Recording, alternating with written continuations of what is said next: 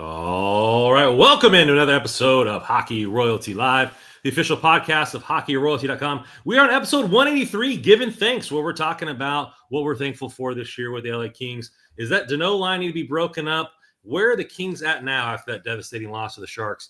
Get in the chat, like and subscribe. Let's go.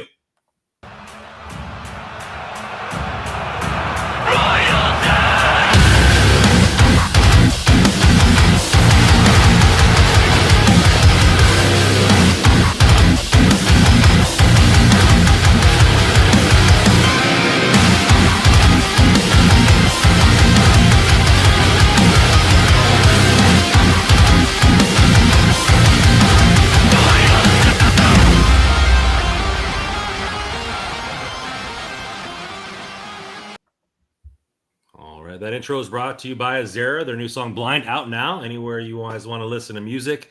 And speaking of being thankful for, I'm thankful for our first sponsor here at THPN, which is going to be Game Time. So Game Time is where we get all our tickets. I know people are excited for the holidays, but that also means you can buy some tickets for maybe Christmas or hey, I don't know, Thanksgiving gifts if people do that. But the excitement of the game and going and watching it is my favorite part leading up to it. Who's going to score the goals? Are you going to be able to see one in your end at the hockey game? Hey, you're going to be able to find a good deal on beer. But how you do that now is with Game Time app. Talk about a super deal. It's with the Prime Locator app as far as priority game picks, making the curation for your own app easier with sports, concerts, comedy, theater, etc. All-in pricing, toggling all-in pricing up front, so you're not surprised by the fees. I know that sucks when you're looking at a price like, man, that's a good steal, $50 for tickets, and then you check out and it's $600. So you can get the all-in pricing, the seat views for panoramic view your seat before you buy, lowest price guarantee, or Game Time will credit you 110% of the difference. Game Time ticket coverage is your purchase is covered with the most flexible customer service plan and policy in the ticketing industry.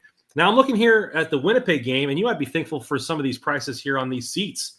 I'm looking at 106 center ice, about halfway up. I'm looking at 133, 147, right on where the goalie sits. So there's some good prices for the game against the Jets the other night. All you have to do is get on the Game Time app.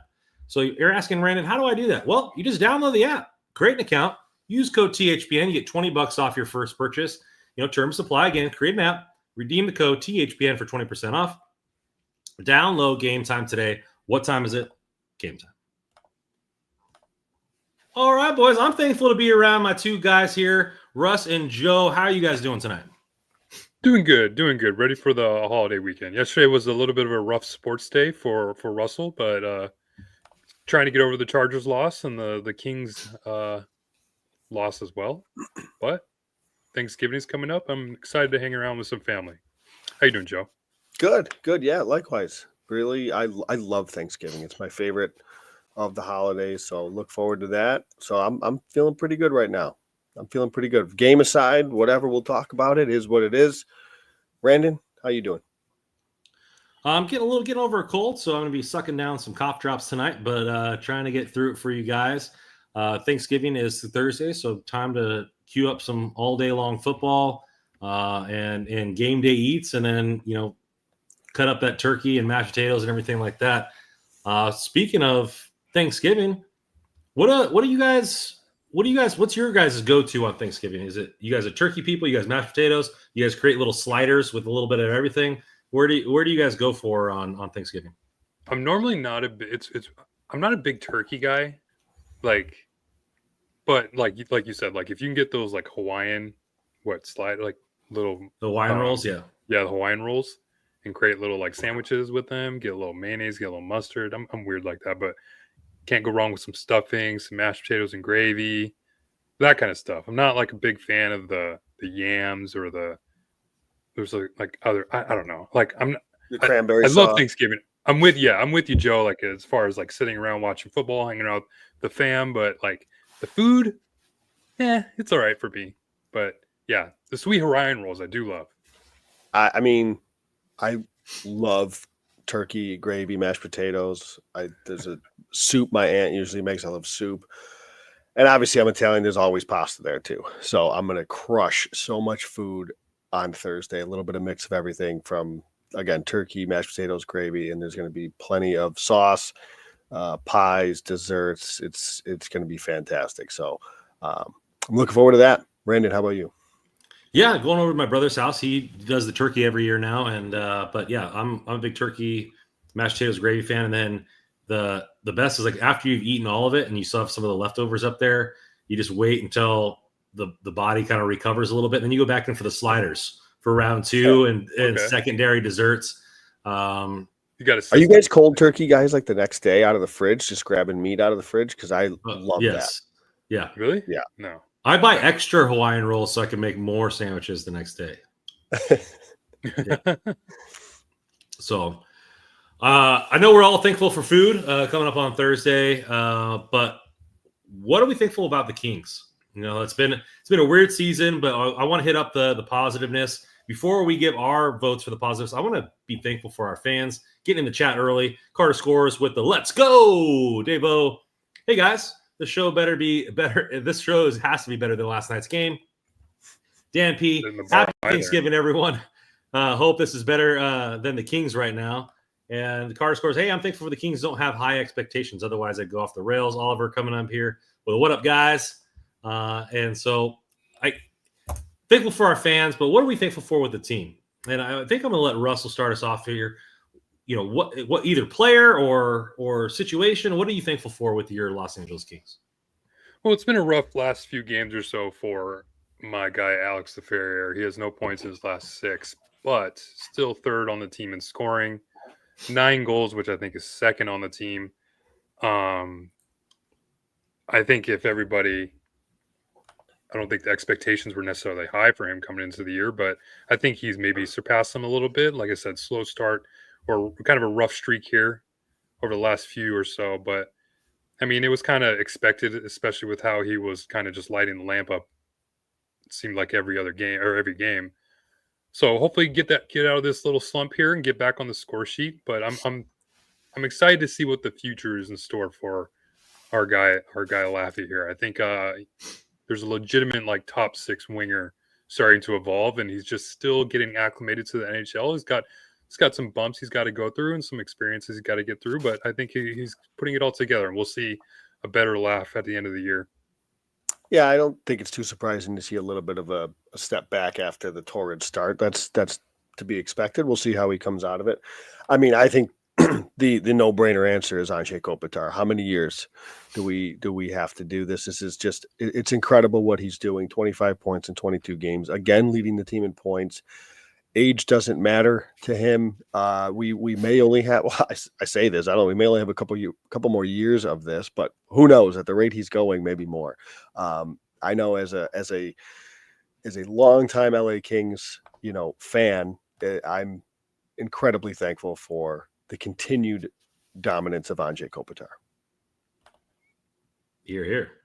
I think everybody knows where I'm going with this. I'm thankful for my boy, the Clark train, the Clarkerino. Brant Clark is who I'm thankful for. I'm finally glad that he's getting his shot, although it's asinine that he's not on power play 1 right now. Let's get that experiment over with and get him back up there. But he was leading the team in assists for most of the year, but he's leading defensemen in every single offensive category with goals, assists, points, having a hell of a year, really earning the trust and respect of the team. And I know a lot of people in the beginning of the season were, wondering how many games would he play this year? Would they, healthy scratch him for Burrows or Andres Englund or Caleb Jones or anything like that? And he's really put that to bed. And I think that even with the return of Drew Doughty, he has an everyday spot in this lineup and might play a full 82 this year, barring injury and everything like that. So really starting to blossom. I think he can take over this team. I know the scoring woes for the team as a whole has been stifling, but still having a good pace for our bold prediction. But I really just like what he's brought to the team. I think that they need to let him fly a little bit further. But it's the only thing that expectations are high for me. He's capitalized on the expectations, and I'm just thankful that he's in the lineup every night and we get to watch him play. So it's one of the few players who's actually been exciting to watch over the entire year. I mean, every time you see Brant Clark on the ice, you're like thinking, oh, maybe something exciting is going to happen, as opposed to the mundane kind of run of play that we've noticed over the last few games. So Scored yeah, last your game? boy Clarkey has been, even that goal yesterday, it wasn't like highlight reel by any means, but more or less you still got to score, and he was Yeah. able to do that. So yeah, Yeah. hats off to him. I'll say the bold prediction I had, which was looking like money in the bank about a month ago. He's now pacing for 41 assists, so literally pretty much right at the bold prediction. So we'll see how it trends here, Brandon, for the rest of the way. But yeah, you gotta love what Clark's doing right now. You know, Hiller must be listening to the pod and like, you know what, we need to take him off the power play one. We need to slow this pace down. So, well, pace is also important for Thanksgiving. We talked about it last year with the team. You know, if everybody looks back in their crystal ball, the Kings were on a historic road win streak, and we talked about how 77% of the teams that are in the playoff hunt or in the playoff standing at the time of American Thanksgiving actually make the playoffs. So that means some teams are going to jump up. We saw Edmonton do it last year because they weren't in there. You're going to see some teams fall off. Now, I know we care about, you know, the Pacific here, but let me kind of show what the wild card is. So for the Eastern Conference, the two wild card teams are right now the Sabres and the Rangers, and you got the Devils, Hurricanes, Capitals, Leafs, Panthers, Lightning. And then for the Western Conference, you have the Jets, Wild, Stars, Knights, Flames, Canucks, and then your two wild cards are Kings and Avalanche, and Edmonton are tied at 22 points. So with the Kraken at 21 and Utah Hockey Club, or 23 and Hockey Club at 21. So there's a lot of teams that are right there. Joe, looking at the standings and maybe just kind of staying with the Western Conference, because that's mainly what we're here for. Mm-hmm. What kind of sticks out to you? And then where do you think like the most volatility is in the standings? What sticks out to me is right now Edmonton's on the outside looking in. And obviously they had a little bit of not nearly as bad of a start they had last year, but for, you know, one of the, you know, distinctive cup favorites coming into the season. I mean, nothing's a guarantee, but dare I say it's safe to say they're going to make the playoffs. The Edmonton Oilers, that is. If we believe that to be the case, that means one team has to come out. And I don't know who that is. I'm hard-pressed to believe that it's Vegas. I'm hard-pressed to believe that it's Vancouver, Winnipeg, Minnesota, Dallas, or Colorado. To me, that leaves Calgary, who Edmonton is 3 points back of, and LA, who Edmonton is 1 point back of. So, you know, again, you said 77%. That, you know, that means that there's a team that can certainly sneak in here. I think Edmonton makes the playoffs. Colorado has already been a team that's been on the outside looking in. They're already in a playoff position right now in the wild card. So I don't believe that Colorado comes out as they get healthy. So I think Edmonton gets in.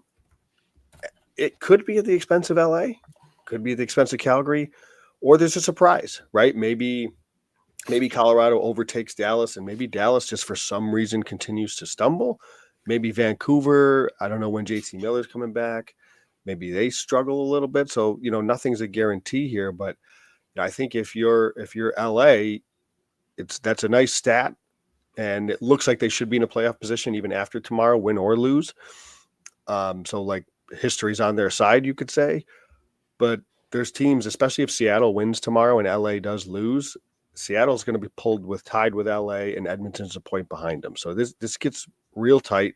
It's going to get real interesting here as we move forward. So to me, again, Edmonton, I think, gets in. So it's a matter of who comes out.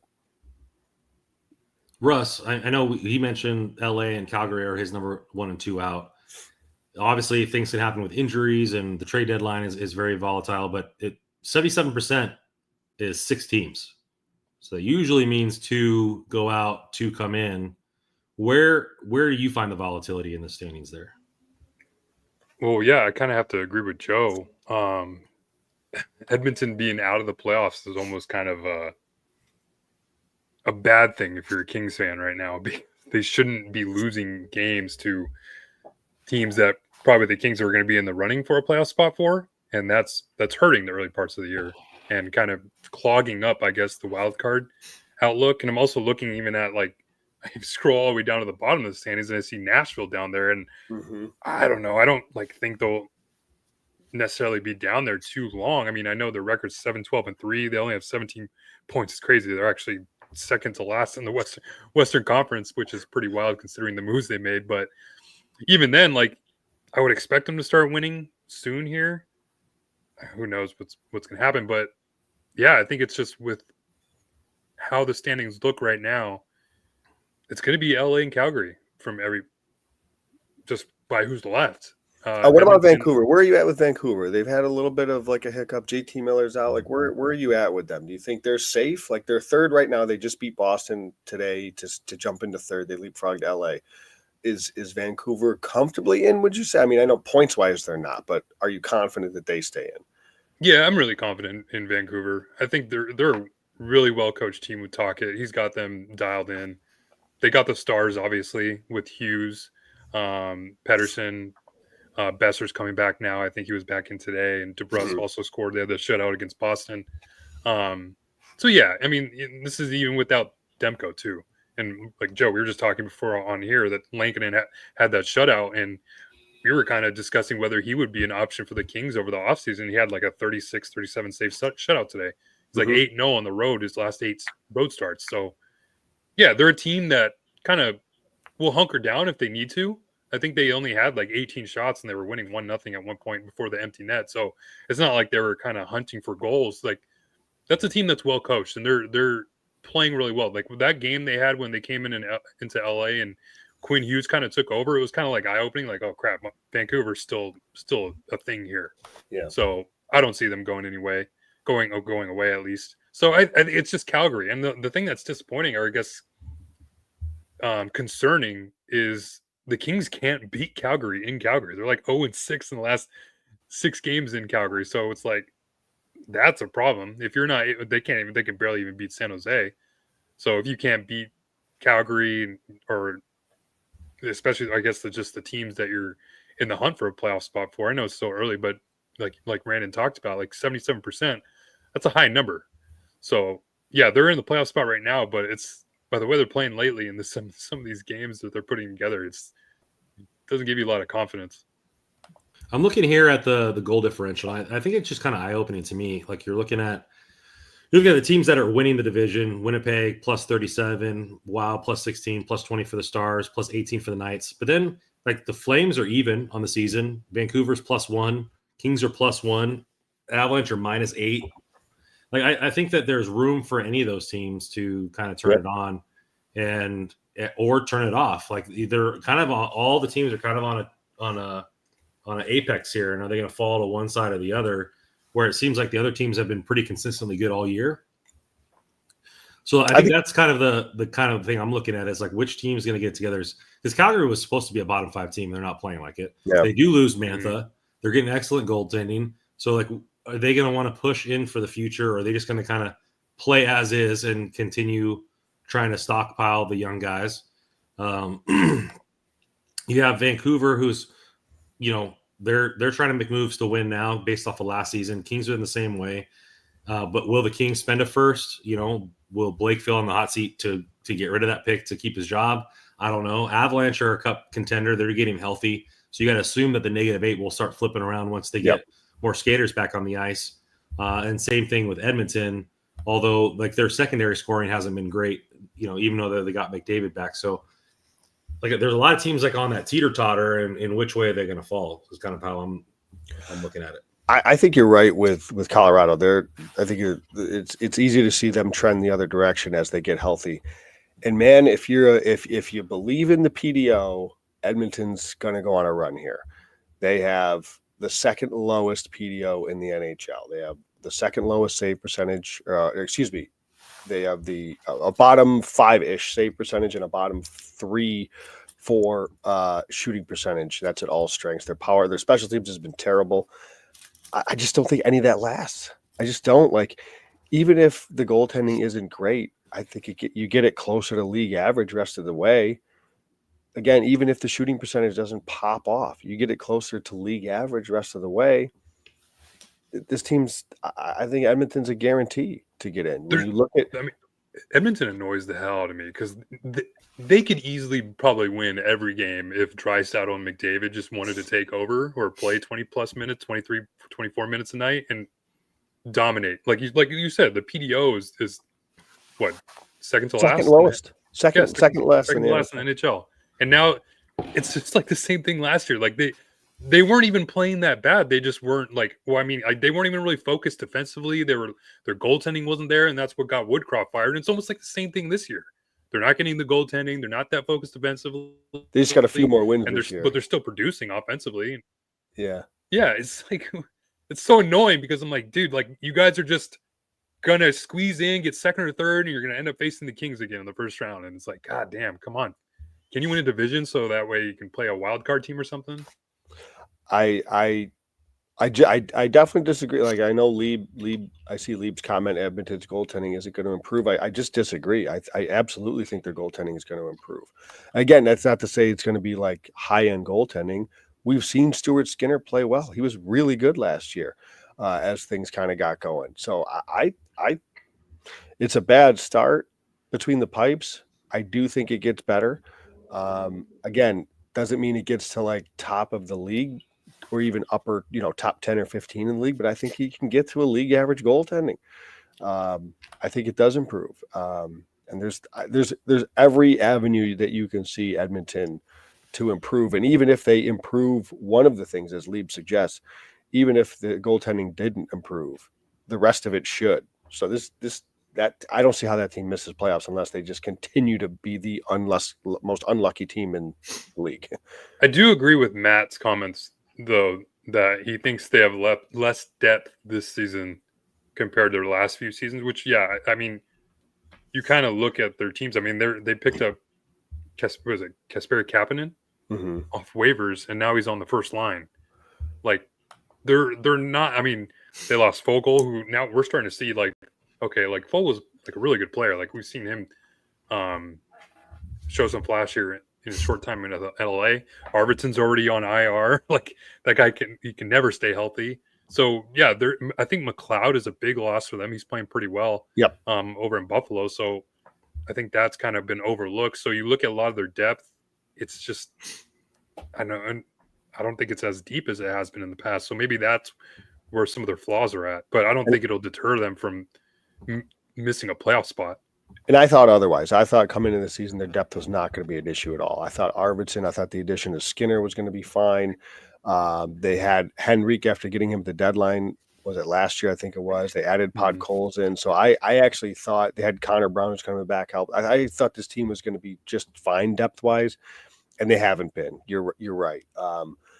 Skinner has not produced. Arvidsson's hurt. You just rattled it off. So that is an issue. But, I would rather have the issue of, okay, I need to find some middle to bottom six guys to plug in at the deadline rather than I need an impact piece at the deadline. Yeah. And Edmonton, you'd rather be in their spot. Well, it's going to be interesting here right now. We're scheduled to play Vegas if things were to end today, which would be an interesting series as well, considering they are the LA Kings East with all the people that they pick up from our former rosters. So it's something to look at. Again, 77%. Some teams are going to fall out. Some teams are going to gain weight. You also have the deadline, which plays a huge factor. Injuries can come back. I mean, you can create a story for every single team in the standings of why they'll make a run or why they'll fall off. Drew Doughty being ours, getting him back, will that late push help vault us into the playoffs? So it'll be interesting to see how everything works out. Getting into our next segment here, we're going to bring you a new segment of Coast to Coast, where we're talking about all news around the NHL with some key stories here coming this week. First story is Montgomery fired from Boston and then hired within a few days to St. Louis. Looks like St. Louis just jumped at the opportunity. They said, hey, he's a much better coach. I don't really have anything against this guy over here. But we have this guy that's available, so let's jump on it and see if he's interested. And it ended up working out for them. What do you think about the ballsy move from St. Louis to fire their coach midseason just to pick up a new guy? Yeah, that's the right word for it, is ballsy. I mean, they were a team that wasn't gonna. The expectations coming into the year weren't that high. I mean, they were still weren't. So they weren't really winning a lot of games. Kind of what everybody expected. But then when they make a move like this, it was kind of like, whoa. Like, I don't even feel like it's a move to kind of ignite the team, maybe get them going a little bit. But I think it just feels that Armstrong, They're only 3 points GM, out of the playoffs. I mean, yeah, they've been winning games now. I think they're what 2-0, 3-0 with Montgomery, maybe 2-0. I mean, if that's the guy they want, if that's the guy Armstrong wants, then go out and get him. I mean, it's no surprise that he got hired right away. But this is the third or fourth coach that's gotten hired like a few days after he's been fired from Boston. So, yeah, smart move by the Bruins. I think Jim Montgomery is a good coach. It's kind of feel bad for their last coach. I think with Bannister. Kind of just it's like what do you want him to do? Like, you just kind of got fired. You just like that guy better. I don't know. It's kind of it's I feel bad for Bannister, but I think it's still a smart move by St. Louis. I mean, it's a risky move too. I mean, you're not going to see any paid dividends super early here. I don't know. I don't think it's. I don't know that how risky it is, or even ballsy for that matter. Just because they're not having a great start to the season, I don't think they're that great of a team anyways. So this is kind of like I appreciate it from the fact that Armstrong was just like, yeah, we just wanted Montgomery. I've always wanted him and he's here, so I'm just going to go get it. Like, that was nice and refreshing to hear him just be honest. Like, yeah, this is a guy I wanted, so sorry. And you wonder though, if this was a team that was sitting in a playoff spot, or they had a better start to the season, do they pull the trigger on this? The fact that they're kind of ho-humming their way through there, as Brandon said, they're a few points out, but there's a lot of teams they're going to have to jump over. I don't know if this is a playoff team with or without Montgomery, but clearly Armstrong just loves the guy. So he went and got his guy. We'll see what happens. I think it helps in the future with free agents and acquisitions, playing for a prestigious coach there. I think it's probably less pressure from Montgomery playing in St. Louis, less of a hockey market. Yeah. And then you got to wonder, what's the positive for Montgomery here? Like, is it the 5-year contract? Is it just is it just the money, or is it like does he he's stepping into mid rebuild right now? So like, what's the goal or expectations for him? Because you're taking over a team that's kind of in limbo at the moment. Well, there's familiarity too there. He's played in St. Louis. He's coached in St. Louis before as an assistant. So I didn't know that. Okay. Yeah, so there's familiarity with there. I don't know that I don't think he's from the area, or he's lived in the area, something. But I know he's got some connections to the St. Louis area for sure. So, there's definitely a win there for him as a individual, and again gets a 5-year deal, gets some security there. So. In a situation where, Sweeney and Neely just do what they do in Boston, and somehow, just Montgomery's the scapegoat, just as they made Cassidy the scapegoat, but they're going to both go on and do bigger and better things. So Monty's probably happier. No, it's just, I feel for Bannister, that's all. It's just such a very true. A weird conversation, right? Like, you hired me. Because I think he got hired after Berube got fired. He was an intern. So he necessarily wasn't like a guy they maybe kind of just went out and found. Right. But still. I was reading a quote right now. Armstrong said, when I talked to Drew Bannister today, I told him this was more based on the availability of someone I think is a top NHL coach. I'd be like, well, F me then. Like, what the hell? Oh, man. That's ballsy, funny. though. I love it. Yeah, you got to love it. Yeah. Well, the team has been honest in the New York Rangers, saying that they need to shake things up and make some moves. Some names out there, Trouba and Kreider, were thrown around as possible targets to kind of shake the roster up. What do you think about just being open about it from their standpoint? I mean, you're looking at their right now in the first wild card spot, and then do they need to make a move? Like, what are you seeing from the Rangers there, Joe? I don't know. They got full no move clauses, and this is a team that fancies themselves a contender. They were deep Eastern Conference Finals last year, were they not? I don't know. I'll believe this when I see it. I think this is a team that's built for the now. So what is this trade that they make, right? Say you trade a Kreider. Like, I understand he's past his prime kind of Kreider right now, but like what I just don't know what this trade is that makes the Rangers a better team, because this is not a team that's like I can't imagine they are rebuilding. Carter scores, don't remind me. So you know what I mean? I don't get it from the Rangers standpoint, unless it's like to light a fire type of thing, because they did try to trade Trouba in the offseason. That was pretty clear. But again, full no movement clause, because you imagine NHL GMs, particularly one in Southern California, are just drooling at the opportunity of getting a Jacob Trouba in their roster. So he would go easily, I think. I don't think it would be very difficult to trade Trouba.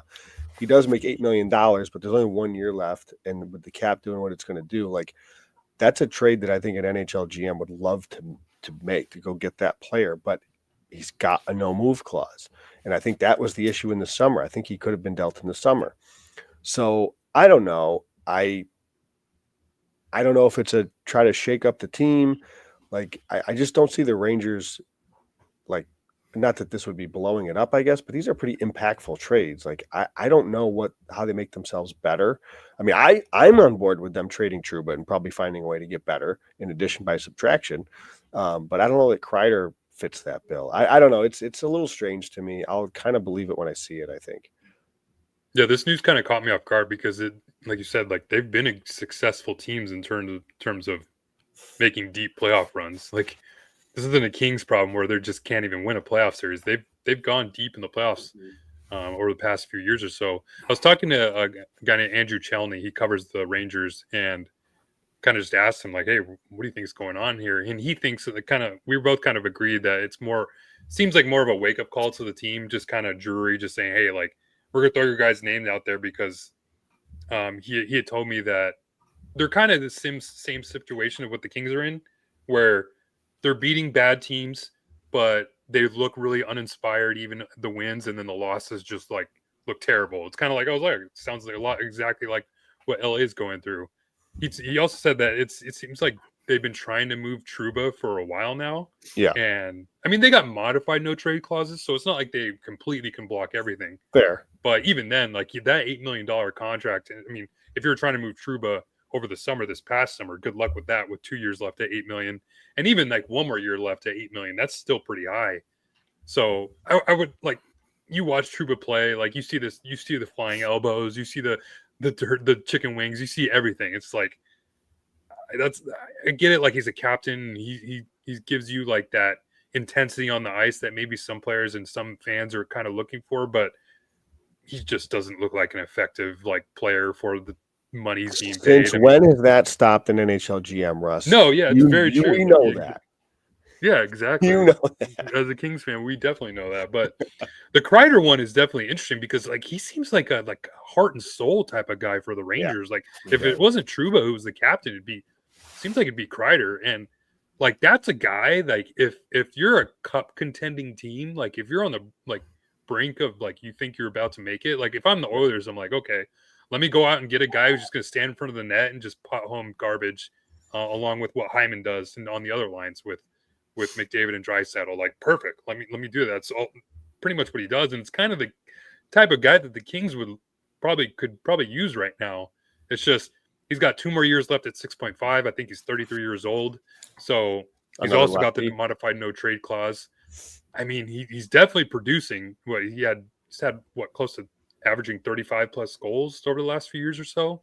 So no worry there. I mean, but I don't know. I just think it's more or less just Drury trying to shake things up. Because, I mean, even that game they played last night, it was kind of the same thing. I don't even think it was a wake-up call. It was almost kind of things got worse there. So who knows? Maybe trades do happen. I mean, I'd be excited to see. We love seeing those blockbuster moves happen. But, man, that'd be a tough ask for a team, especially when you throw it out there. Like, okay, it seems like you're desperate to make moves. What's this price going to be if you're so desperate to move these guys? I can't imagine it's going to be too high. So, but yeah, just hopefully the Kings stay far away from Trouba. There's been a team in the Rangers that has been below average 5-on-5 team for a few years now. They've lived off of Shesterkin and a power play. That's been their MO, and the power play right now is outside the top 10. So that's playing a factor here. This is usually one of the better power plays in the league. So, but they've been a subpar 5-on-5 team for a while now. So the fact that they're kind of struggling a little bit here, it's not like a shocker to me. But I also think that they will probably turn some things around, and I don't know. I don't know if I can see Trouba in the offseason. I think they try again, and a team may be willing to do it with 1 year left at that $8 million. Kreider, I don't know, man. Yeah, I'll believe it when I see it if he gets dealt. Well, that was our episode here of Coast to Coast. That was brought to you by Raycon.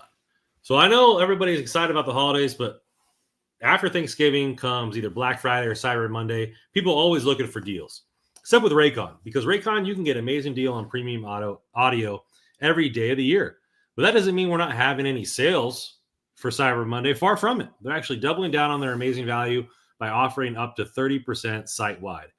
A Cyber Monday deal you can appreciate every day. That's Raycon's everyday earbuds, especially if you haven't checked out their latest model, which includes plenty of new features that makes them even more must-have for any audio lover.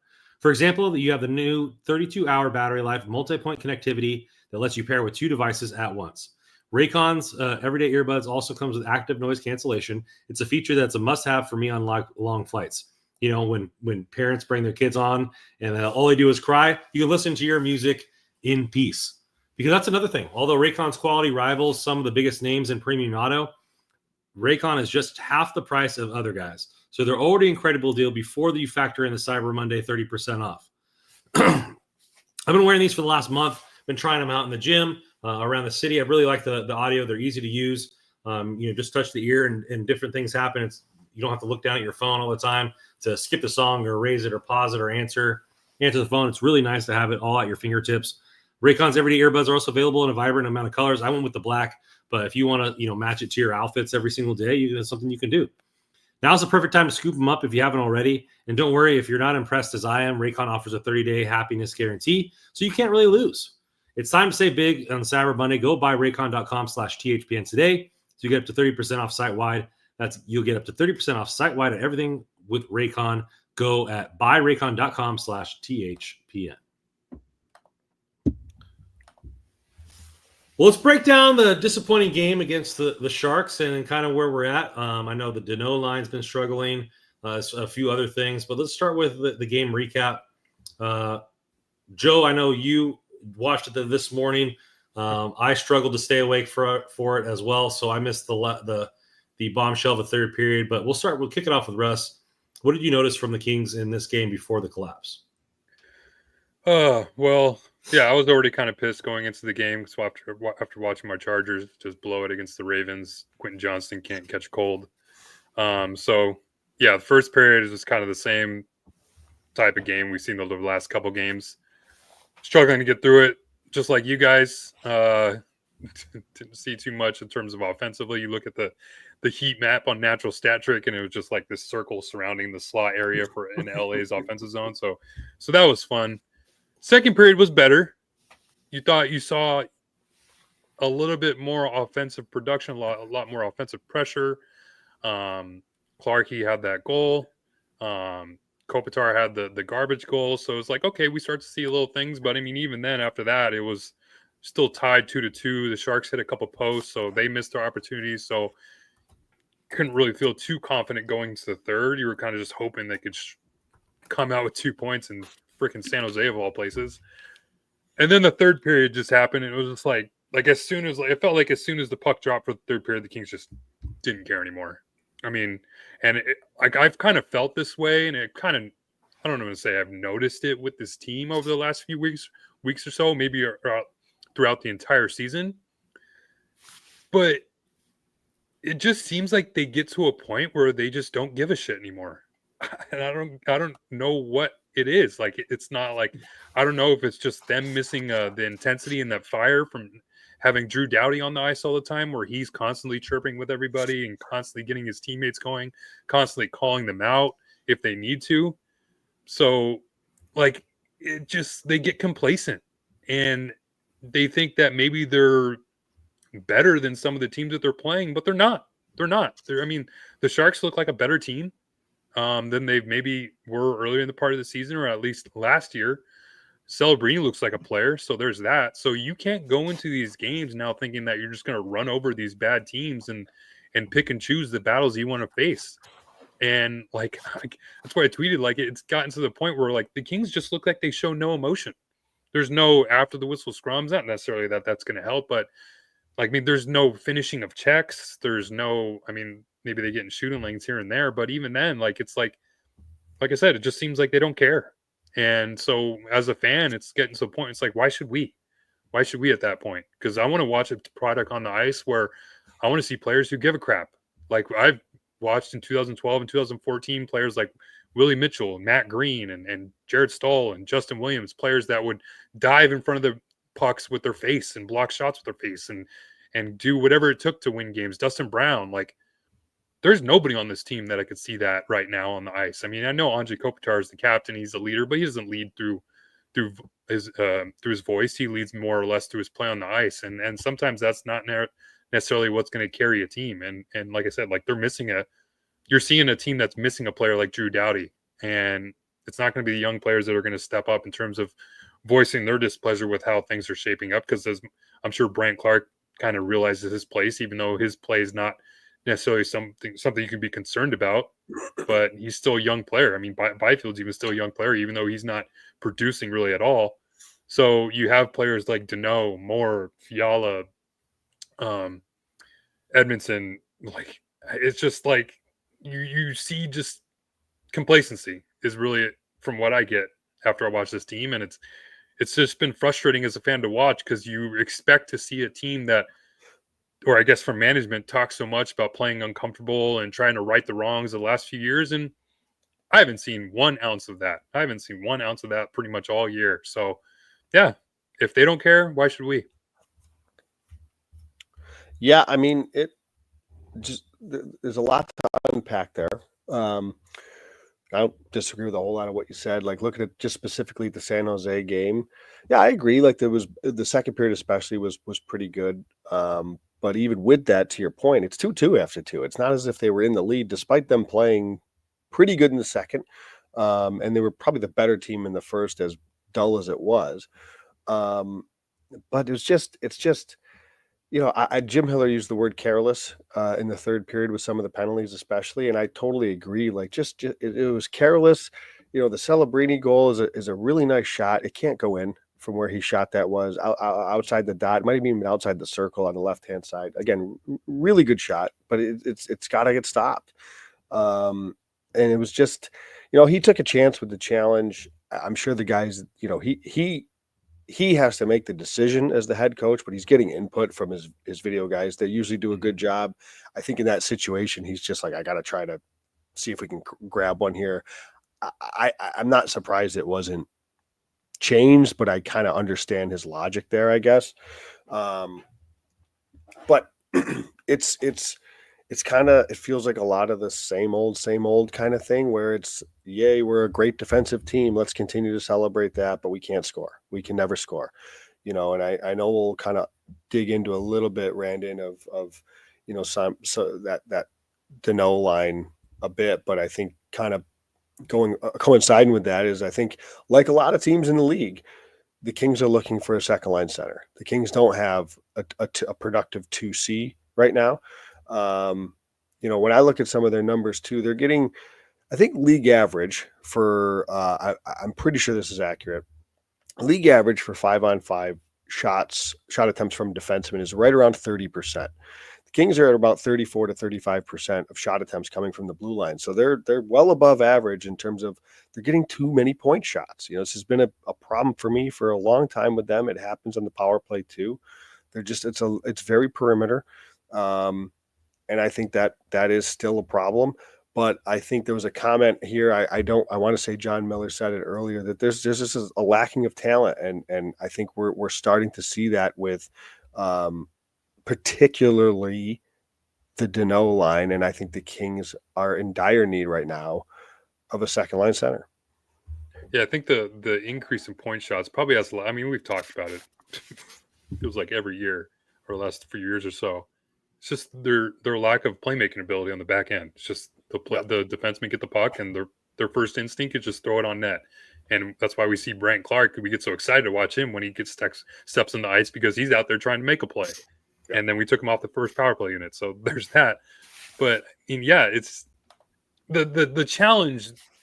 Like I guess that maybe at any other point of the game, if that kind of whole circumstance had happened, I would get the challenge. But at that point, it just reeks so much of desperation. It was desperate, yeah. You're just trying to save a team that just looked like crap at the beginning of the third period. You're just trying to save them. And it was after that challenge lost, like the game was over. The Kings didn't want to kill another penalty. They took another penalty right away. It was 5-on-3, and then Celebrini scored again. It was over after that. And there's just the team they knew it too. Like, you allow 5 goals in the third period. It's only like the second time in the last 5 years. I think the other one was the game in Buffalo they had a couple years ago. They lost 6-0. Like, yeah, they gave up.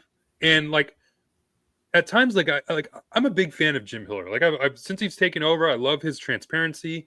He's willing to he gives it straight. But there's like certain things and certain aspects he does. Like he's been keeping the no line together. He's not punishing Fiala as much as maybe he should for some of these penalties. And yeah, these penalties are going to continue to creep up. Like we're seeing him creep back up into the game now, just like last night. So after the game, he said it was just unacceptable in the third period. And yeah, like what else is he going to say? It was. But at that point, like, what do you do? Like we see him just continue. He's made these kind of comments before. But he just goes back to putting Deneau with Fiala and Trevor Moore. He goes back to putting Kopitar with Kempe, even though they're still kind of producing. But like, you're not seeing like actual accountability happen. I know he's benched Fiala that one time, but there's got to be more. Like it's just going to continue to creep up, and unfortunately, it is Kevin with being Kevin, and you're not going to probably bench him some more. But when McClellan was here, when Kevin Fiala was doing this certain things, he moved him down to the third line with Kupari and Grundstrom.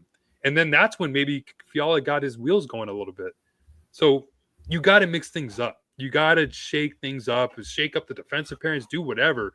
Because right now it's just been like a team that just, like you said, Joe, they're just hunkering down, focusing so much on defense, but they just don't have, maybe they don't have the talent to score, but they're not even really scoring at all. So they can score. So I don't know, you have to shake things up. I think they have the talent to score. I just don't think their identity is to score. That's not what part of it.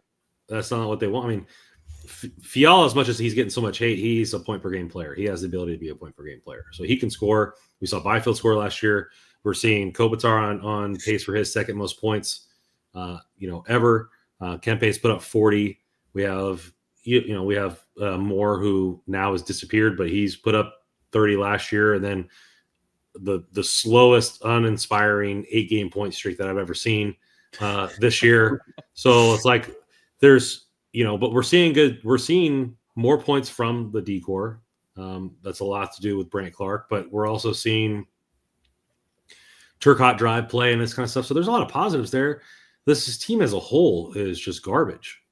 Like it's like the sum. Normally it's like you see it like, oh, I don't know how this team is winning. The sum of the parts is, or the parts are greater than the sum, or whatever, however that saying goes, where it's like all the parts are really nice, but they can't fit together. It's like putting a jigsaw puzzle together blind. Like you're just like feeling around for the edges of the pieces. Like it doesn't look cohesive at all. And like it's very uninspiring. Like they don't look like they're communicating on the ice. They don't look like they're making passes. Like you said, Russ, it doesn't look like they want to be there, which you got to think as a fan is not the case. You got to think like right. Players like Fiala and like Kopitar and everything like that, they want to win. But where is the type of leadership, maybe that's it. Maybe the type of leadership that Kopitar brings is not the type of leadership this team needs at this moment. And they need a different leadership type for their assistant captains. Juice seems like a pretty quiet kid. So you're really getting that from them. Deneau seems pretty quiet. Mikey Anderson maybe a little bit louder than most, but this is his first year as an assistant captain. So like maybe Drew is the missing piece that we need, and the guy that kind of drags you up from the bootstraps when things aren't going well.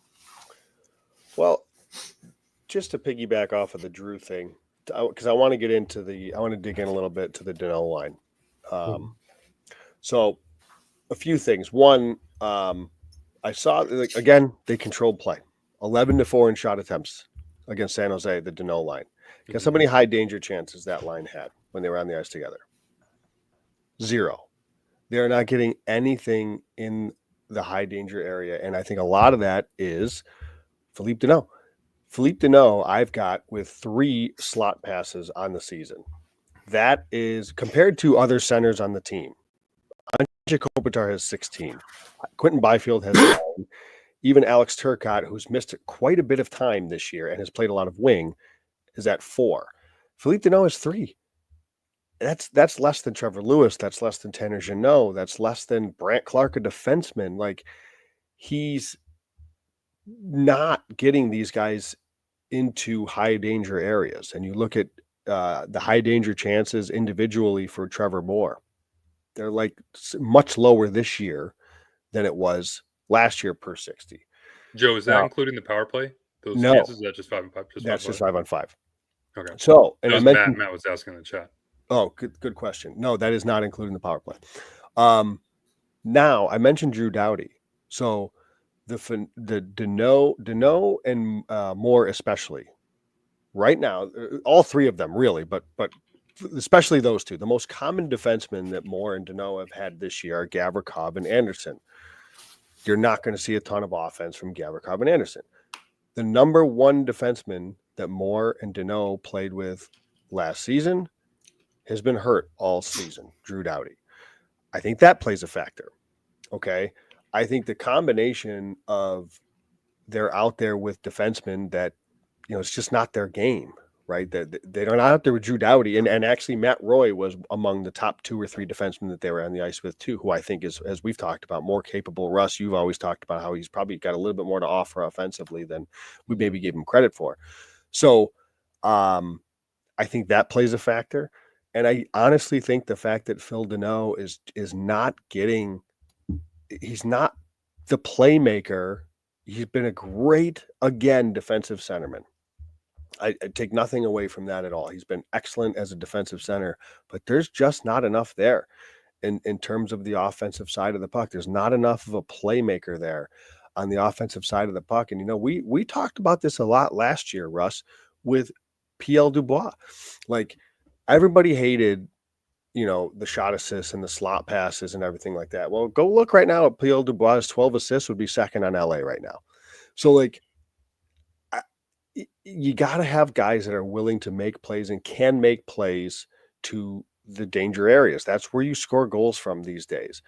And Deneau's not doing it right now. And I think, I think that is part of the problem. Again, I think it's a combination of things. I mentioned the defense, and I mentioned, shot attempts. Trevor Moore's overall shot contributions per 60 last year was 19. He's down to 15 this year. So your shot contributions, are all down across the board. But again, I think part of that has to do with they're not playing with Drew Doughty anymore. Part of that has to do with I just don't think Philippe Deneau is the playmaker that they need. And I think it's time for a different centerman.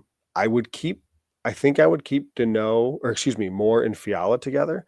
I think I would either try Byfield there or move Turcotte into the middle between those 2 and see if Turcotte can jumpstart something. So, I think we need to. Phil Deneau is a 3rd-line center right now, and and given the Kings' current roster, it's up to one of the young guys, Byfield or Turcotte, to see if they can manage to see roles, which is, we fully expected Byfield. Shoot, we were on here saying he's our 1 seed, and that has not been the case right this season at all. So it's the time is now for him to see if he can do this. But I think that, I think the problem is a combination of the D and a combination of 24. Yeah, as far as Deneau, it seems like he's just not even close to the type of player we've seen the last few years, and I don't know what's going on there.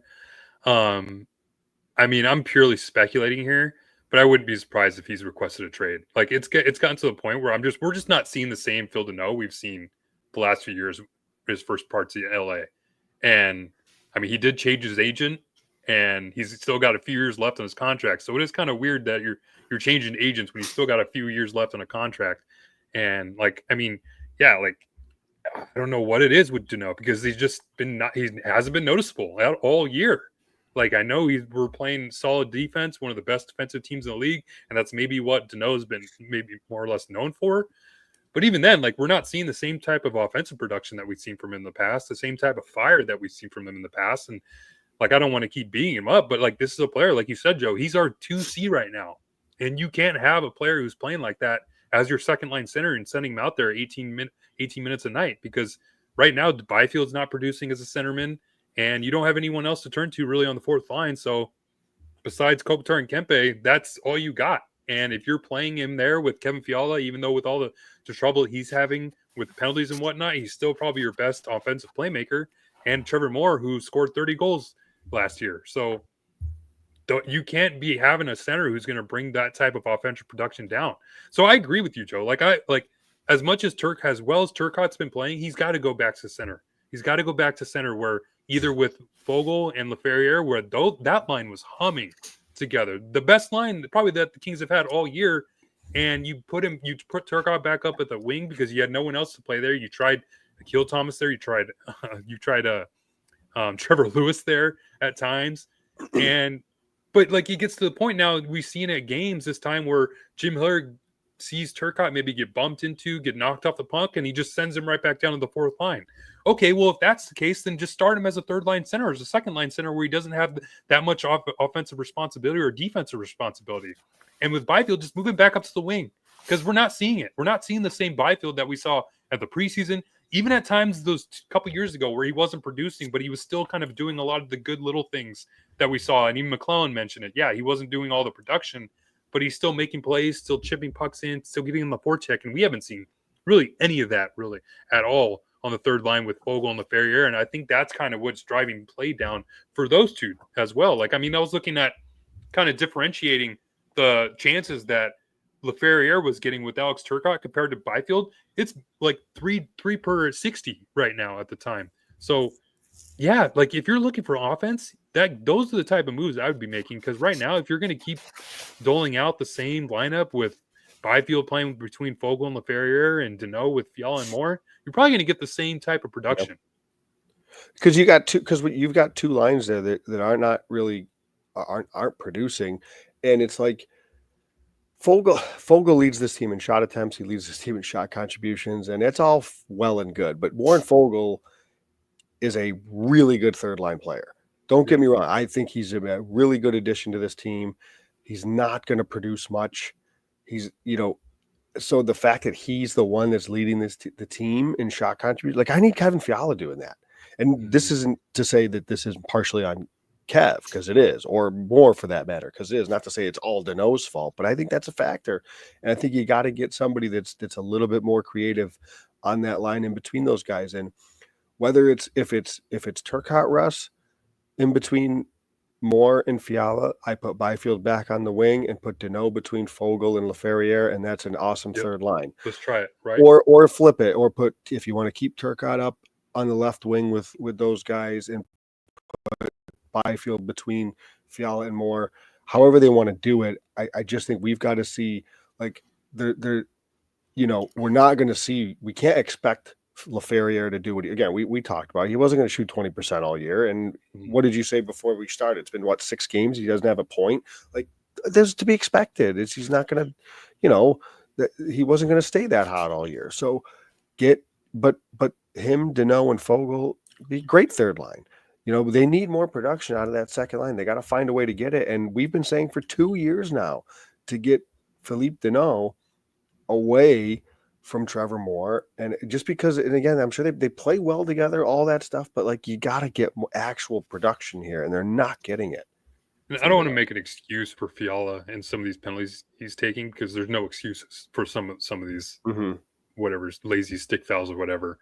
But he certainly seems like the kind of player that where the offense isn't going, he'll just start doing stupid shit on the back end. Like, that's always kind of what he's been. And we're seeing it now. Like, you just rattled up all those stats, and like, this probably wasn't happening the times when he was cruising along playing with Arvidsson or whatever, Byfield or whatever at times last year. Like, we saw Kevin, who was, I mean, when Kevin's at his best, he's constantly humming around, constantly making plays doing toe drags on the outside. And we haven't really seen that at all this year. I mean, there's been maybe spurts here or there, but yeah, I think it's just because Hiller's just keeping those three together with Deneau and Moore and expecting different results and hoping that they can unlock something, but just really hasn't happened. And just maybe throw a little more fire on the Deneau speculation, because we love our tinfoil hat segments. It's like our favorite thing to do here. I don't know if Brandon's got it right now. Oh, yep, he does. There it is. I did see Deneau's agent, Alan Walsh, that he switched to, talking with Rob Blake after the Detroit Red Wings game. So who knows what they're talking about. So let's just have a little fun there. But yeah, I just thought Deneau for Lucas Raymond. Is that what we're doing? I just thought it was a little funky that they were that he switched agents in the middle of a 6-year deal. I thought that was kind of strange, but we love to speculate on here. I think it's time. I mean, it can't be any worse. Like, Turcotte has shown he can drive a line. Put him between Fiala and whoever. Put Byfield up in the first line, or put Moore up in the first line. I mean, I wouldn't see. I mean, it was short lived, but I thought it was somewhat competitive. And you could try Turcotte with Byfield and Fiala on a line there. That's a nice sounding line. Yeah, then, I would do that too, Brandon. So you have a big body, in Byfield. Both Turcotte and Byfield can go get pucks. They throw slot passes. Fiala ain't afraid to shoot it. And then you have Deneau, LaFerriere, and Fogle on the third line.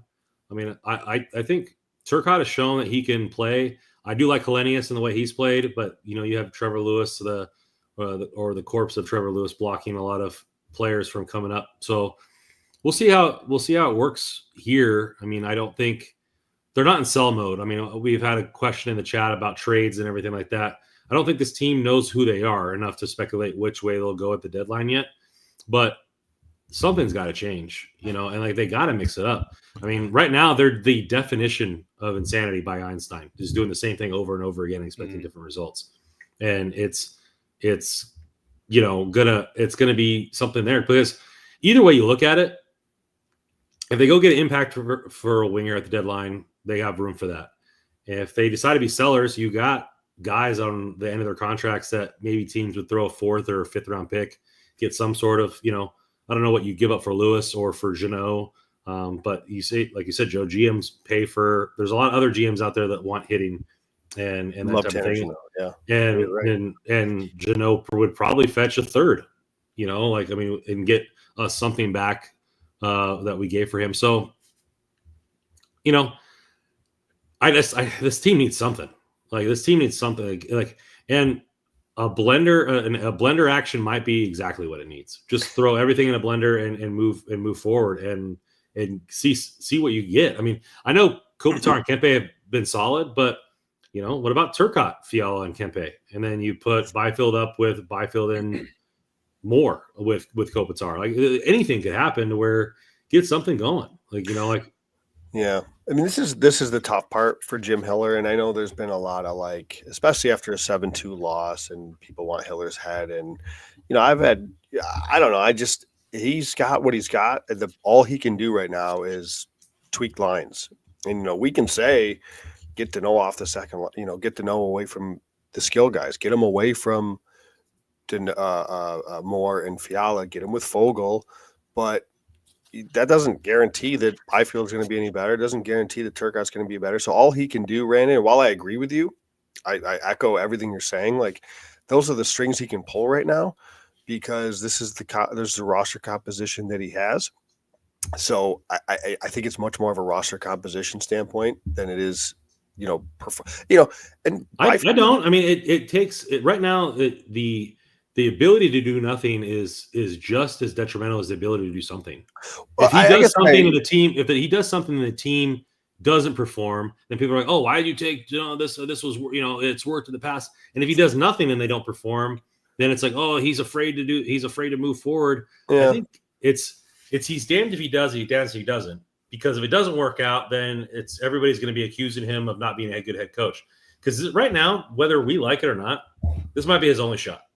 Well, and Hiller's got to feel that as a person, as a human being, that this might be his only shot to coach at NFL level. If the St. Louis Blues can toss away their coach mid-season for nothing, you got to think that Hiller, this is his first year, doesn't have much of a cushion for for bad play.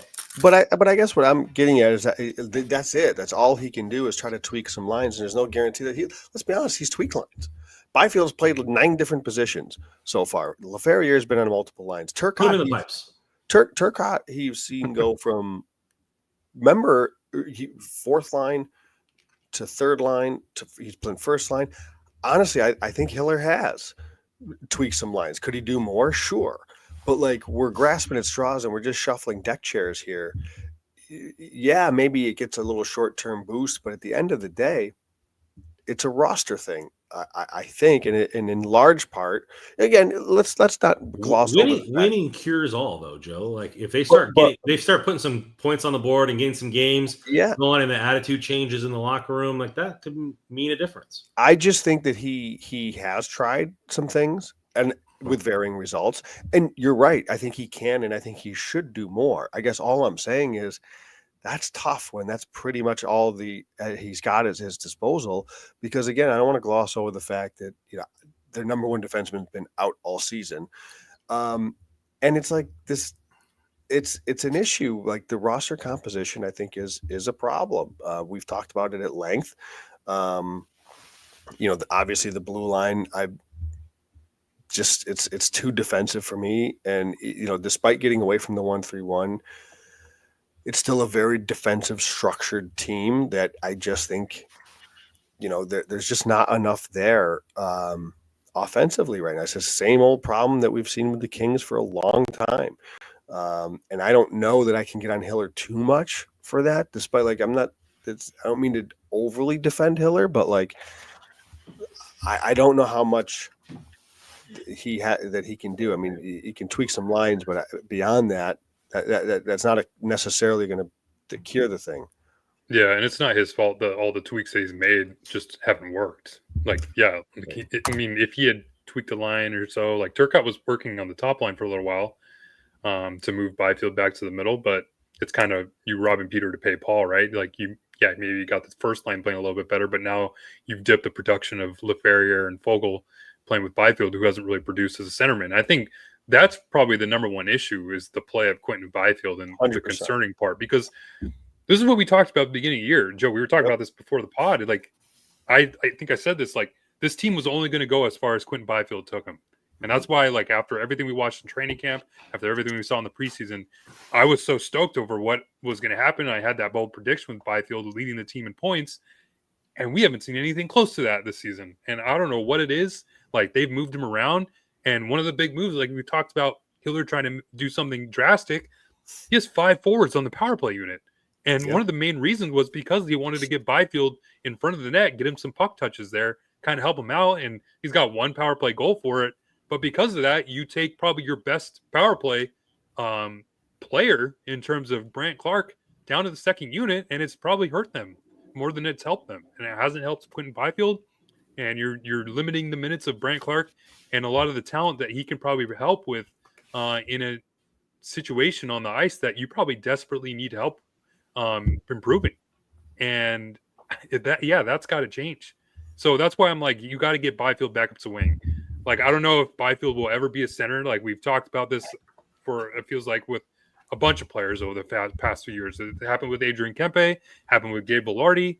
And I don't know. It would suck if it happens with Byfield because you drafted him to be this next franchise center.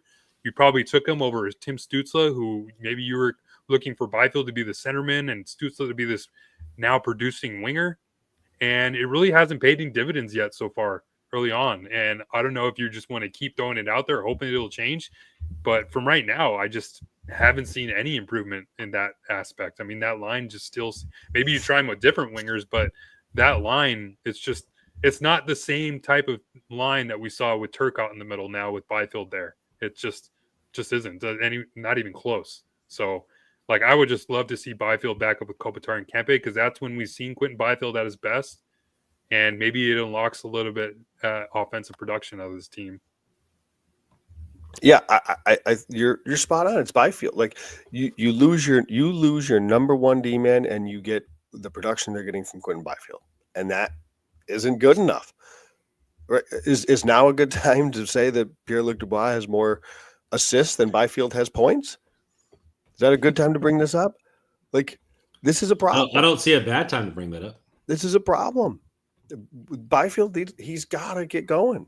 I'm sorry. Like, last year's kind of mini breakout was huge. It was encouraging. We loved to see. It was like a breath of like, okay, we can all take a deep breath and say, here he is, you know.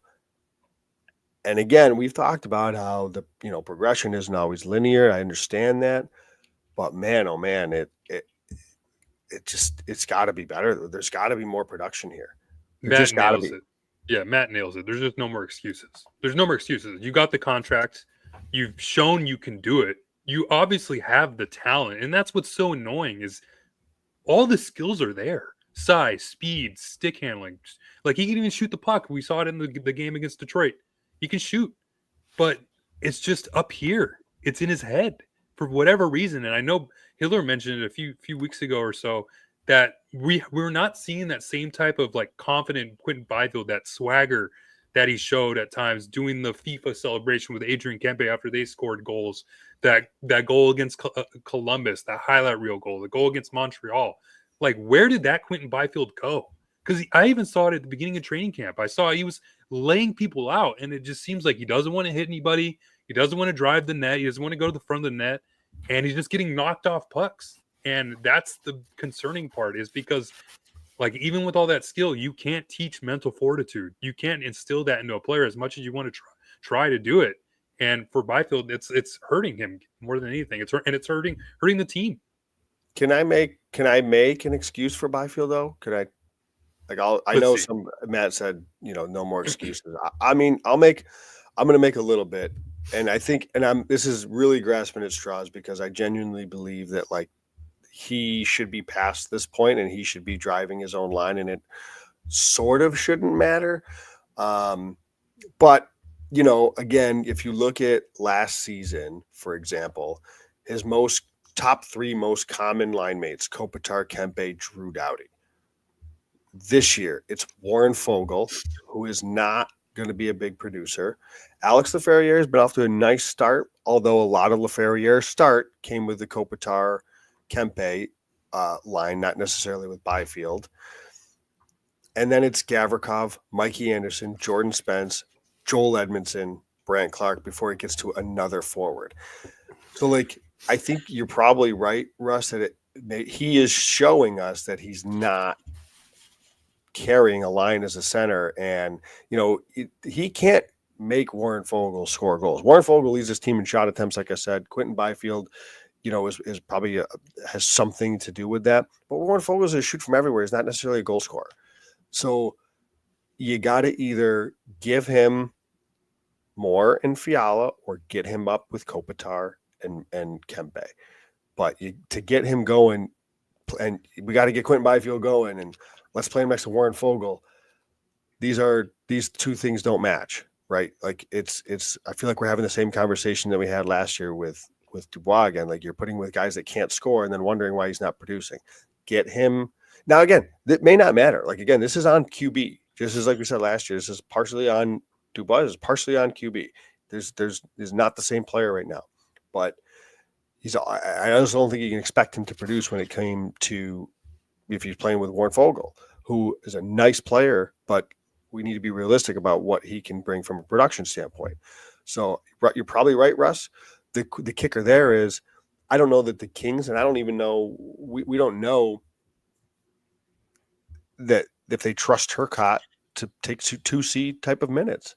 It's why we run into seeing what we're seeing, and they just they trust him on the first line as a winger. Yeah, you're right. Yeah, true, as a winger. But you're right. Like, I don't know. I think, and I don't know if this would work, right? But Deneau has got to play with Fogle, and I think you got to get either QB or Turcotte with Moore and Fiala. Your top six forwards need to be Kopitar, Kempe, Turcotte, Moore, Fiala, Byfield. Like, there's your top six. Jumble them however you want to try to jumble them. But I don't. And again, that may not work. Like, there's no guarantee that works. But I think that's your next move. I think if you're Hillers, you have to try something like that, because obviously they're not. What's going on right now isn't working. Yeah, Is it a another thing bad time to bring up that Tim Slitzel has 25 points in 21 games? Is that a bad time to bring that up? he's been producing like crazy. He's a great player. Stud. I mean, one thing I'd like to see them change though, and it's never going to happen, but can we just get Brant Clark on the top pair? Like, just his defensive, like all the concerns you had defensively, it's not there. I've seen him be a good defensive player. I've seen him break up odd man rushes because if it's his defensive partner that's supposed to be a good defensive player gets caught up ice and can't get back in time. So he's up back there guarding 2-on-1s. So yeah, like he's the only guy who's willing out there to try to make a play when he has the puck on his stick in the back end. So if you're limiting him, I think he had the only 15 minutes the other night against San Jose for a team desperate for scoring, and you're trying to. I know Gavrikoff's been great this year. I don't want to deter anything. He's good. Anderson's been really good this year. But when you have those two players, your top two defensemen out there playing 23 minutes, 24 minutes a night, hello, that's probably why you're not scoring. That's probably why you're not scoring. Like those guys aren't known for offensive production. They never will be known for offensive production. So yeah, if you're going to have those two players out there 24 minutes a night, you're going to have a trouble scoring. So let's just go away from the Edmondson Clark thing.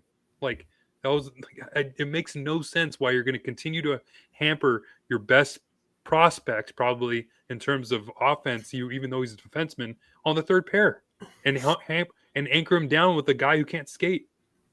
It's a big issue right now on the back end. Put Gavrikov back on the second pair, and maybe help him with Jordan Spence, who probably needs the defensive structure to help him out a little bit. And that's why I say it's a composition thing. Like he's only got so many levers to pull, Hiller, right? Mm-hmm. Like he can pull some of these, but like he can't scratch Edmondson. He's got to stay in the lineup because Rob Blake signed him to 3.85 by 4 years. So he's here. And if anything, Jim Hiller has been the one coach, it seems anyways, that's, you know what? Jacob O'Reilly's going to keep playing. Mm-hmm. We've been asking for this for 3 years now. And I think he's been really good, once again. So I'm not saying Hiller, I'm not trying to make excuses for Hiller, but I think the problems run deeper than Jim Hiller. I also think coaches can make their teams play better than the parts that they're given. That's fair. No, 100%. Yeah. Well, you could look at it this way, though, Randon. You could look at it this way. They are such a stingy defensive team because they have to be, because they can't score. And like if it wasn't for, he's changed away from the 1-3-1, but still has them playing elite defensively at 5-on-5. That if it wasn't for that, this team may be on the outside looking in. If they weren't this well coached defensively, this is probably not a playoff team right now because they're not scoring. So you could maybe make the case that him having the structure in place is the only reason why they have what they have, which again, I think goes back to he's probably coaching to the composition of the roster that he has, which is put together by Rob Blake and Luc Robitaille, Marc Bergevin, et cetera, et cetera. It's so funny too, because like I think I read an Athletic article, and I think they did a power rankings or whatever, and I think the Kings were like 11th or 12th. So I was expecting them to be like 16th or 17th, and the little snippet that they wrote about it was so like glaring. It was like, oh yeah, like this team's they're one of the best defensive teams in the NHL. They're seems like they're figuring it out. And I'm like, you guys haven't watched one Kings game this year, have you? It's not even close. They're just hunkering down and they can't score. Like, yeah, of course they're going to play good. They're going to have great defensive metrics because they're just clogging up the shooting lanes and focusing so much on defense, but they not giving a crap offensively. It was so funny. I'm like, yeah, national media could care less, and I don't blame him because it's not like you're going to turn on and be like, oh, the Kings are playing. Let's watch some entertaining hockey. No, you're going to turn it on and be like Dmitry Filipovich is probably falling asleep trying to cover a Kings game. He literally, he had a kind of, I won't remember what he said, but he said something to the effect of one of the only games on that night was the Kings in Buffalo, and the way he said it and the way he described it was yeah. John coming in here with a question. I think our goaltending is going to become a problem. Do you think Portillo will ever get a start? I mean, he got brought up a couple times for kind of, his debut, but will he ever get in between the pipes? he's not going to start tomorrow. I mean, I think you throw him against the best team in the NHL. It's I don't know about that. Maybe Friday in Anaheim, I could see that, but I don't know. I don't know. I think it's a fair question because especially coming off the game that Rittich just had, not to say it was all his fault, but clearly it was not a good game for you. You don't go up 7 and there's only so many you can make excuses for. This, that was part of the issue that when they went and got Kemper was, he has issues staying healthy. This is, we talked about it. He's been kind of average when he's been healthy and in the lineup, and then now he's hurt. And so now you're running with a trio of Rittich / and then either Copley or Portillo. So I don't know. He may get one, John, just because their hand may end up getting forced. I mean, they have 4 games this week. Do they have a back-to-back, Russ? I think so. I think they do it Friday, Saturday? Friday, Saturday, yeah. Oh, that's Okay. right. Yeah, maybe in Anaheim then. So we may see it. So I don't know. I mean, but again, like that will help, but you got to score in this league, and they don't score. I think it's one of the reasons why I'd like to see Portillo get a start, and not necessarily has to do anything to do with him, but hopefully that would ignite some kind of like intensity into the players in front of him. Like say, oh, okay, we got to let's try to win it for him. Like, right? Like, because I mean, it seems like I talked about it earlier. It just seems like it's a complacent team that's just kind of going out there and making the rounds. So you put a rookie goaltender out there making his NHL debut, like maybe that kind of like says, okay, like maybe we need to maybe it's the kick in the ass that this team kind of needs. And I thought maybe he would have got the start in San Jose. I know Rittich has been playing really well before that game, but it's kind of the downside when you carry a player who hasn't even played at an NHL game yet. Like once Rittich was doing bad and giving up those bad goals, there's no way you're throwing Portillo in there, like into the fire like that for his NHL debut. That'd be horrible. So Rittich was just in there kind of just taking it. Well, there's some optimism. I know Kyle Garcia for Hockey Votes, he's had a little bit of like, a little bit of hesitation with I don't think he's fully, I don't want to put words in his mouth, but I feel like he's made comments that he's, tread lightly with getting Portillo, throwing him too much into the fire right now. I think he still could use some time, in Ontario. But again, he may be forced into it if Rittich has another game like that. I'm not asking him to save our season, but get him 1 Sure. or 2 starts, get him something. Yeah. Like part of development, sitting on the bench and getting the NFL or NHL atmosphere is important, but part of development is playing games. Mm-hmm. Like getting him in there and seeing what he could do. I mean, why not Winnipeg? Who cares? I thought it was fine. We're going to lose anyways. Yeah, I thought it was fine that they brought him up last week to kind of practice with the team. He didn't get any games in. Like the practice time is invaluable, especially for a goaltender. Like even though they're not involved in drills, obviously they're still seeing shots from NHL players and being around the team. That's big. So I was fine with that. But this kind of calling him up to be a backup in San Jose, that was kind of strange. I would expect maybe him to maybe make his debut in Anaheim. I wouldn't be opposed to it, especially if it's a back-to-back. I mean, Anaheim's not necessarily a team that's going to shell you or pelt you with a bunch of high danger chances. It seems like the Kings kind of can defend them pretty well. And I think Carlson's kind of hurt right now too. So you're not dealing with necessarily probably the best Anaheim team if Portillo is going to get that start. And then you have Ottawa at home. I mean, maybe he can get either one. I wouldn't be opposed to it. Is there a best Anaheim team, Russ? What does that even look like? They've been playing better. They're still not great. I think they lost 3-2 to Seattle. I watched their game against Buffalo. They lost in overtime. They were playing better, but I don't know. They're still not a good team. I don't know what to make of them. I'm not upset by it.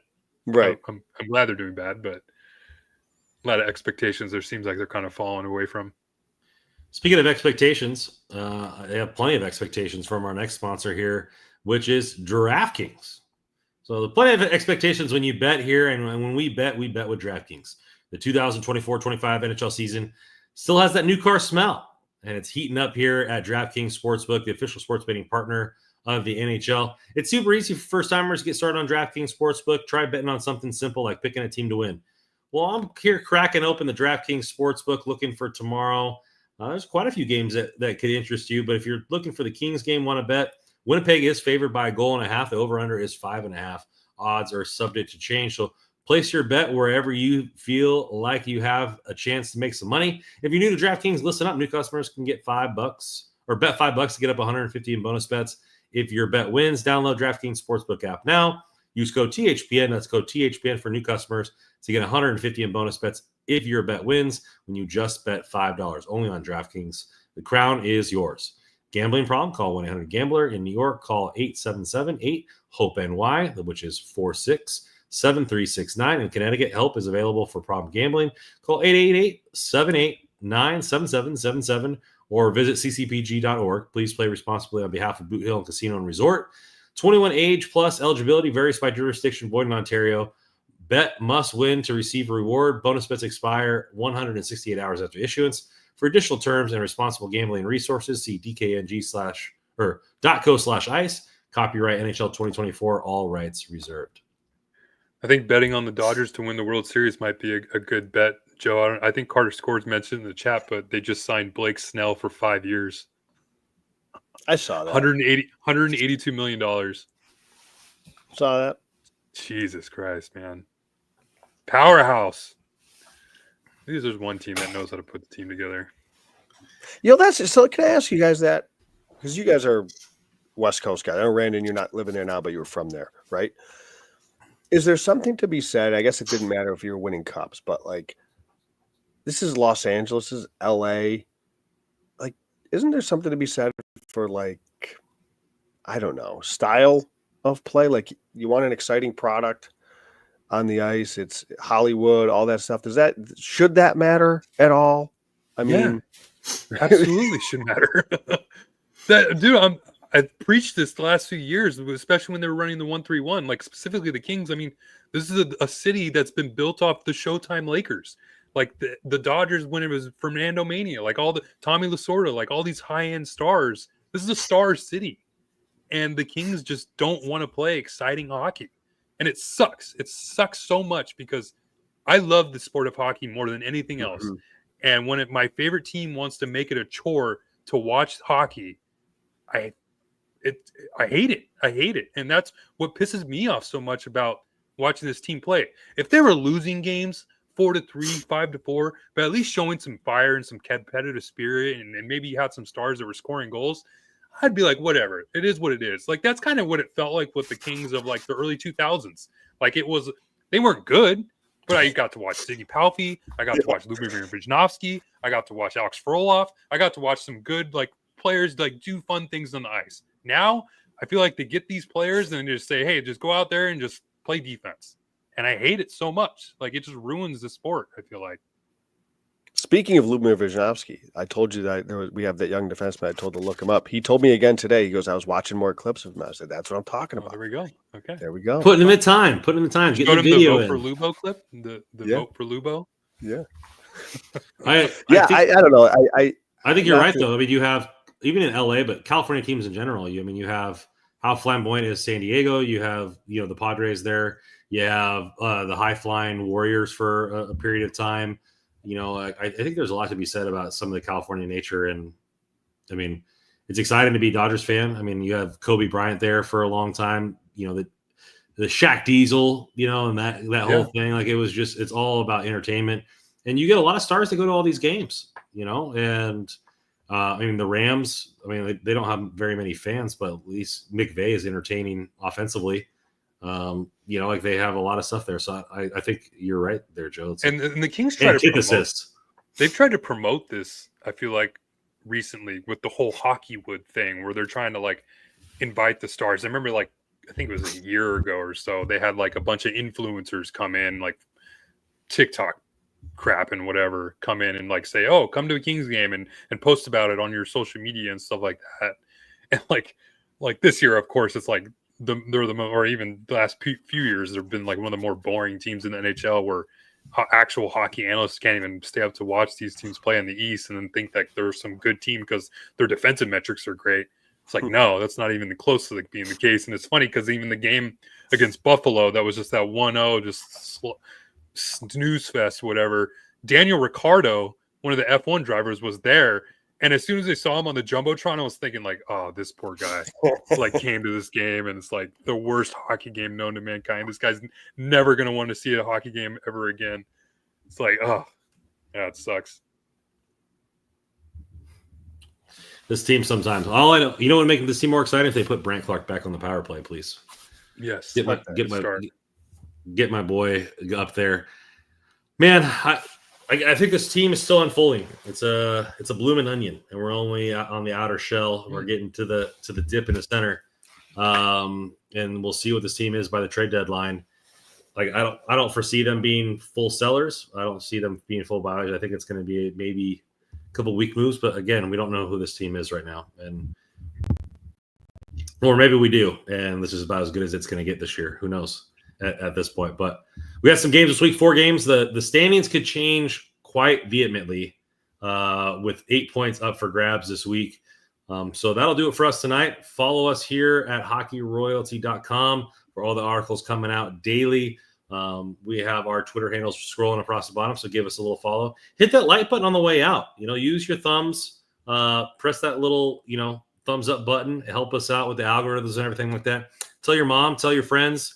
Tell your coworkers we are a couple subs away from 1,200, so we're going to keep climbing up there. So help us out with that. Thank you for everybody in the chat, keeping the chat live.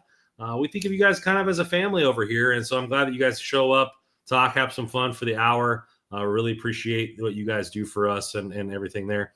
Happy Thanksgiving to all. Hope you guys have a great holiday with your families and loved ones. And as always on this podcast, go Kings go.